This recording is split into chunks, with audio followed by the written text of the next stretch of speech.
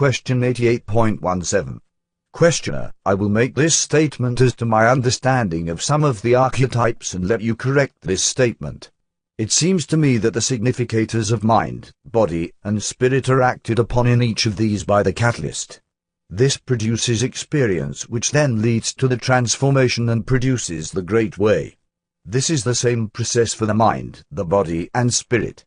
The archetypes are just repeated but act in a different way as catalyst because of the differences of mind, body, and spirit and produce a different type of experience for each because of the difference in the three.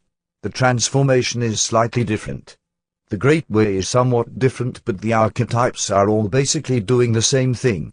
They are just acting on three different portions of the mind, body, spirit complex so that we can say that in making the significator a complex basically we have provided a way for catalyst to create the transformation and more efficiently. Would you correct that statement, please? Answer, I am Ra.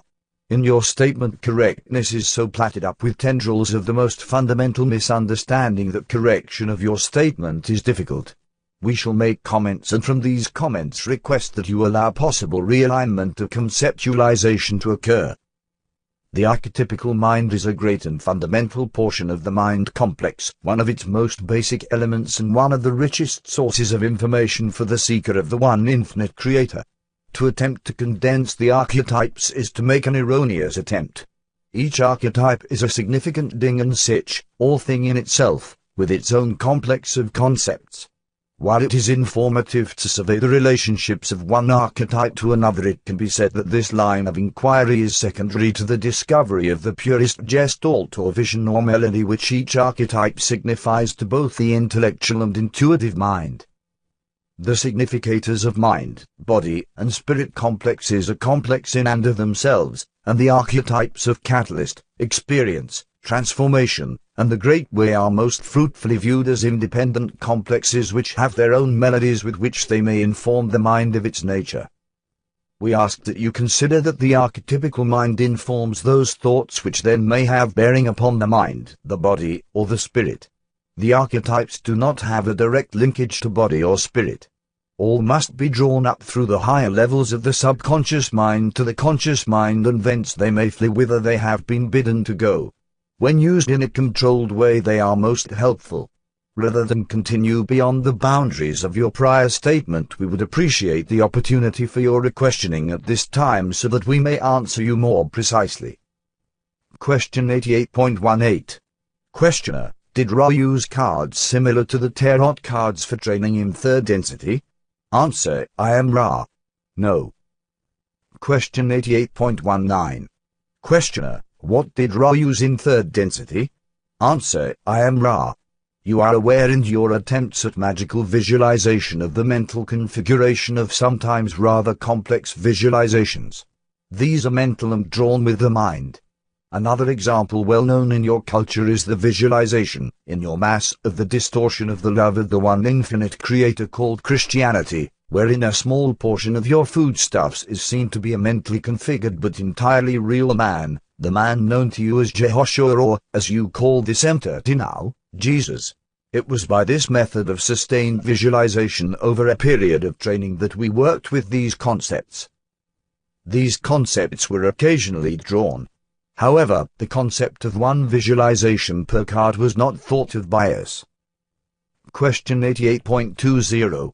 Questioner, how did the teacher relay information to the student in respect to visualization? Answer, I am Ra.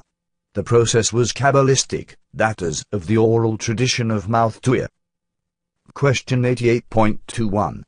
Questioner, then when Ra attempted to teach the Egyptians the concept of the tarot, was the same process used or a different one? Answer, I am Ra. The same process was used. However, those which were teach learners after us first drew these images to the best of their ability within the place of initiation and later began the use of what you call cards bearing these visualizations representations. Question 88.22. Questioner, were the court arcana and the minor arcana a portion of Ra's teachings, or was this something that came along later? Answer, I am Ra. Those cards of which you speak were the product of the influence of those of Chowdo and Summer. Question 88.23. Questioner, you mentioned earlier that the tarot was a method of divination. Would you explain that? Answer, I am Ra. We must first divorce the tarot as a method of divination from this major arcana as representative of 22 archetypes of the archetypical mind. The value of that which you call astrology is significant when used by those initiated entities which understand, if you will pardon the misnomer, the sometimes intricate considerations of the law of confusion. As each planetary influence enters the energy web of your sphere, those upon the sphere are moved much as the moon which moves about your sphere moves the waters upon your deeps. Your own nature is water in that you as mind, body, spirit complexes are easily impressed and moved. Indeed, this is the very fibre and nature of your journey and vigil in this density, to not only be moved but to instruct yourself as to the preferred manner of your movement in mind, body and spirit. Therefore, as each entity enters the planetary energy web, each entity experiences two major planetary influxes, that of the conception, which has to do with the physical, yellow ray manifestation of the incarnation, and that of the moment you call birth, when the breath is first drawn into the body complex of chemical yellow ray.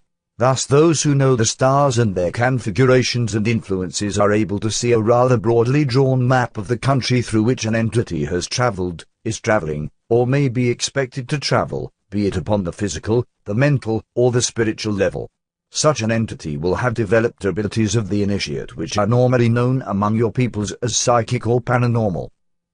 When the archetypes are shuffled into the mix of astrologically oriented cards which form the so-called court arcana and minor arcana, these archetypes become magnetized to the psychic impressions of the one working with the cards, and thusly become instruments of a linkage between the practitioner of the astrological determinations and divinations and the one requesting information. Ofttimes such archetypical representations will appear in such a manner as to have seemingly interesting results, meaningful in configuration to the questioner. In and of themselves, the major arcana have no rightful place in divination, but, rather, are tools for the further knowledge of the self by the self for the purpose of entering a more profoundly, acutely realized present moment. Question 88.24. Questioner, Ra must have had, shall we say, a lesson plan or course of training for the 22 archetypes to be given either to those of third density of Ra or, later on, to those in Egypt. Could you describe this scenario for the training course? Answer, I am Ra. This shall be the last full query of this working. We find it more nearly appropriate to discuss our plans in acquainting initiates upon your own planet with this particular version of the archetypes of the archetypical mind. Our first stage was the presentation of the images, one after the other, in the following order: 1, 8, 15, 2, 9, 16, 3, 10, 17, 4, 11, 18, 5, 12, 19, 6, 13, 20, 7, 14, 21, 22. In this way the fundamental relationships between mind, body and spirit could begin to be discovered, for as one sees, for instance, the matrix of the mind in comparison to the matrices of body and spirit, one may draw certain tentative conclusions. When, at length, the student had mastered these visualizations and had considered each of the 7 classifications of archetype, looking at the relationships between mind, body and spirit, we then suggested consideration of archetypes in pairs, 1 and 2, 3 and 4, 5, 6 and 7. You may continue in this form for the body and spirit archetypes. You will note that the consideration of the significator was left unpaired, for the significator shall be paired with archetype 22. At the end of this line of inquiry the student was beginning to grasp more and more deeply the qualities and resonances of each archetype. At this point, using various other aids to spiritual evolution, we encouraged the initiate to learn to become each archetype and, most importantly, to know as best as possible within your illusion when the adoption of the archetype's persona would be spiritually or metaphysically helpful. As you can see, much work was done creatively by each initiate. We have no dogma to offer. Each perceives that which is needful and helpful to the self. May we ask if there are any brief queries before we leave this working? Question 88.25. Questioner, is there anything that we can do to improve the contact or to make the instrument more comfortable? Answer, I am Ra. We, again, warned you concerning the distortions of the instrument's hands. The fourth density influence upon them could be inconvenient in that, if allowed to proceed without abatement, what you call your surgery shall be almost immediately necessary. The alignments are good.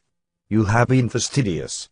We leave you, my friends, in the love and in the light of the one infinite Creator. Go forth, therefore, rejoicing merrily in the power and in the glorious peace of the one infinite Creator. Adonai.